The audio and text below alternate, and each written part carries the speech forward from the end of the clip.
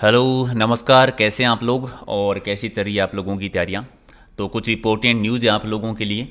राजस्थान कर्मचारी चयन बोर्ड ने एक ऑफिशियल नोटिफिकेशन जारी किया है आपके प्रवेश पत्र को लेकर और साथ में ड्रेसिंग कोड को लेकर, और एग्ज़ाम जाते समय आपको कौन कौन सी चीज़ें साथ में लेके जानी है।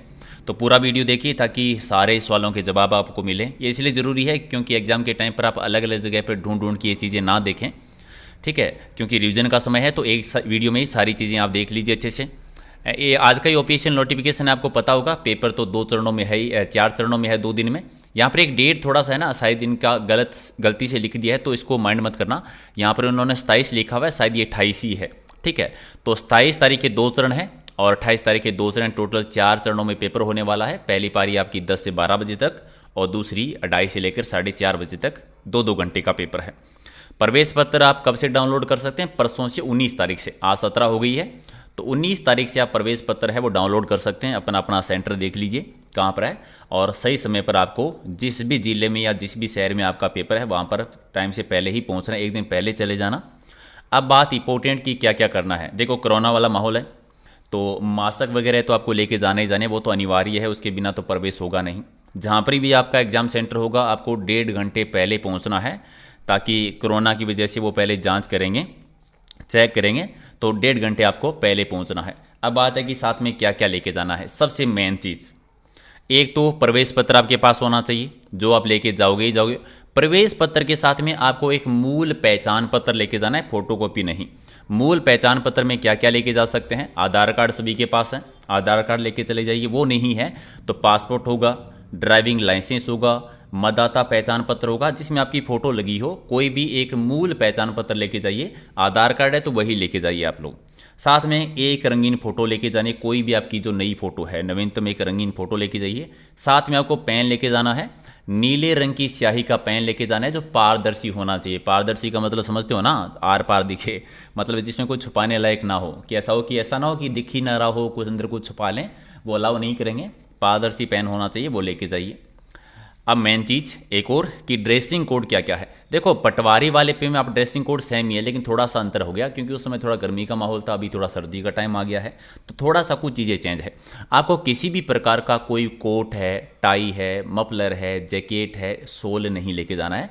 अब बात की होती फिर सर्दी के बचाव के लिए क्या पहने? स्वेटर, नॉर्मल वाली स्वेटर या जर्सी आपके पास जो है वो आप लेके जा सकते हैं, लेकिन ध्यान रखिए उसमें कोई भी बड़ा बटन ना हो, ठीक है। बाकी नॉर्मल वाला जर्सी या कोई भी स्वेटर आपके पास में होगा वो पहन के जाना है। कोट वगैरह, जैकेट वगैरह वो लेके मत जाइएगा, ठीक है। और जिसमें बड़े बटन नहीं होने चाहिए। महिलाओं के लिए वही, महिलाओं के लिए नॉर्मल ड्रेस है। साथ में बालों में नॉर्मल रबड़ का बैंड हो सकता है, हाथ में ला की चूड़ियाँ हो सकती है। इसके अलावा किसी भी प्रकार का कोई भी आभूषण नहीं लेके जाना है साथ में, ठीक है। साथ में आपको पूरी आस्तीन का कुर्ता है या शर्ट है, ब्लाउज है, ये आप पहन सकते हैं, लेकिन ध्यान रखिए ऐसा हो कि ऐसा प्रतीत ना हो, उन्हें लगे नहीं कि इनमें कुछ आपजनक चीज़ें छुपाई जा सकती है। तो नॉर्मल वाली ड्रेस जो आप घर पे नॉर्मली पहनते हैं वही पहन के जाना है, ठीक है। और स्वेटर पहन लीजिएगा। इसके अलावा बाकी तो आपको पता ही है, ना घड़ी लेके जानी है, ना बेल्ट लेके जाना है। जूते भी आपसे बाहर खुलवा लेंगे तो वो भी अंदर नहीं लेके जाना है। किसी भी प्रकार का कोई भी आभूषण नहीं होना चाहिए और लड़कों के हाथ में भी नहीं होना चाहिए, ठीक है। ना वो कड़ा हो, और धागा वगैरह बांधते हैं ना, क्या बोलते हैं आप लोग, अलग अलग नाम देते हैं ना उनका, ठीक है। तो वो भी नहीं बांधना है। अगर है भी है तो वो पहले या तो उतार लेंगे या आप लोग ही उतार लीजिए। उनको मौका ही क्यों देना है कि उनको काटें और करें। आप पहले ही अपनी व्यवस्था करके जाइए ताकि उनको कुछ करना ही ना पड़े। समझ रहे बात? अब 2-3 चीज़ें, ठीक है, जो मेन है। एक तो कि सर नेगेटिव मार्किंग होगी कि नहीं। देखो, डिपार्टमेंट भगवान जाने क्या चाहता है, मुझे अब की बार इनका समझ में नहीं आ रहा है। बच्चों के साथ क्या दुश्मनी है? सिंपल सी बात थी, वो पहले लिख देते कि वे नेगेटिव मार्किंग है कि नहीं है। 100 क्वेश्चन देंगे कि 120 क्वेश्चन देंगे, कितने बच्चे पास करेंगे, उन्होंने बिल्कुल नहीं, सीक्रेट रखा है। पता नहीं कौन सा मामला है इनका, ठीक है। तो नेगेटिव मार्किंग है या नहीं, ये पेपर में बैठने के बाद में आपको पता लगेगा। जब आपके हाथ में पेपर आएगा उसी समय पता लगेगा कि है कि नहीं है। क्वेश्चन 100 होंगे कि 120 होंगे, ये बात भी आपको पेपर में ही पता लगेगी। 2 चीज़ें। अब तीसरा कि सर कितने बच्चे पास करेंगे, तो देखो मामला कुछ ऐसा है कि पहले उन्होंने कहा था कि 15 गुना कर देंगे। बाद में एक ऑफिशियल नोटिफिकेशन जारी करके बोला कि डिपार्टमेंट डिसाइड करेगा कि न्यूनतम अंक कितना रखेंगे, ठीक है। उन्होंने निर्धारित तो किया नहीं है। आप कुछ लोग बोलते हैं कि सर वो 40 वाला है, कुछ कहेंगे ज़्यादा। मुझे जहाँ तक चीज़ें समझ में आई है, हो सकता है मैं गलत हूँ, माफ़ कर दीजिएगा, मुझे जहाँ तक चीज़ें समझ में आई डिपार्टमेंट ने अभी तक फिक्स नहीं किया है। अब वो बाद में ही करेंगे कि 15 गुना लेंगे कि ज़्यादा लेंगे, या अलग अलग कैटेगरी वाइज वो निर्धारित करेंगे कि कितने नंबर तक पास करेंगे। ठीक है, तो वो मुद्दा तो फिलहाल छोड़ दीजिए, ये 3 तो उनका सीक्रेट रहने दीजिए, उनकी फिलहाल बच्चों के साथ कोई अलग ही तनाव में। अगर वो पहले बता देते तो कितने सारे बच्चे हैं जो टेंशन में है, कन्फ्यूज़न है, उनको ये क्लियर हो जाता। अब बाकी अब लास्ट में हमको क्या करना है इतने दिनों में। देखो इतने दिनों में आपके पास 2-3 ही चीज़ें हैं। क्या? घमासान तरीके से रिवीजन करना, जितना ज़्यादा आप रिवीजन कर सकते हैं कीजिए। अब बात आती है कि सर रिवीजन फिर करें किसका। देखो रिवीजन उन चीज़ों का करो जिनका वेटेज ज़्यादा है, जिनके क्वेश्चन ज़्यादा आते हैं। जैसे राजस्थान का कला साहित्य है, राजस्थान का भूगोल है, राजस्थान की पॉलिटी हो गई है, इनका रिवीजन ज़्यादा करना है। मैथ में जैसे प्रतिशत की प्रश्नावली है, ब्याज वाला है, समय दूरी चाल वाला है, ये यूनिट है। जैसे बेसिक का इंग्लिश में अगर आप करें तो डायरेक्ट इनडायरेक्ट है, एक्टिव पैसिव वॉइस है, उनका आप कर सकते हैं, वन वर्ड पढ़ सकते हैं। हिंदी में जैसे पर्यायवाची है, शब्द युगम है, संधि है, जिनके क्वेश्चन निश्चित रूप से आएंगे। जैसे विश्व के भूगोल में पर्वत पहाड़ का क्वेश्चन आएगा ही आएगा, भारत के भूगोल में वन्य जीव अभ्यारण्य का क्वेश्चन आएगा ही आएगा, ठीक, अकाल बेरोजगारी वाला क्वेश्चन आएगा। तो ऐसे कुछ टॉपिक जो हैं जहाँ से निश्चित रूप से क्वेश्चन आपके एग्जाम में आएंगे, उनका रिवीजन कर लीजिए। नई चीज़ें अभी पढ़नी नहीं है। हाँ, मॉडल पेपर आप ज़रूर दे के देखें।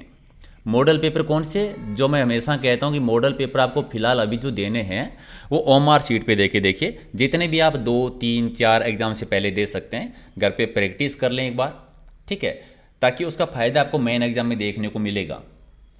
और बाकी अभी तनाव नहीं लेना है, हालांकि मुझे पता है, ठीक है, ये वीडियो लंबा हो रहा है, लेकिन हाँ मुझे पता है कि थोड़ा बहुत तनाव तो रहता ही है। ठीक है, कभी आपको लग रहा होगा सर समझ में नहीं आता क्या पढ़ें, कभी थोड़ी घबराहट होती है कि कुछ भी याद नहीं है, कभी लगता है कि सब कुछ याद है, चाणक्य बन गए हैं।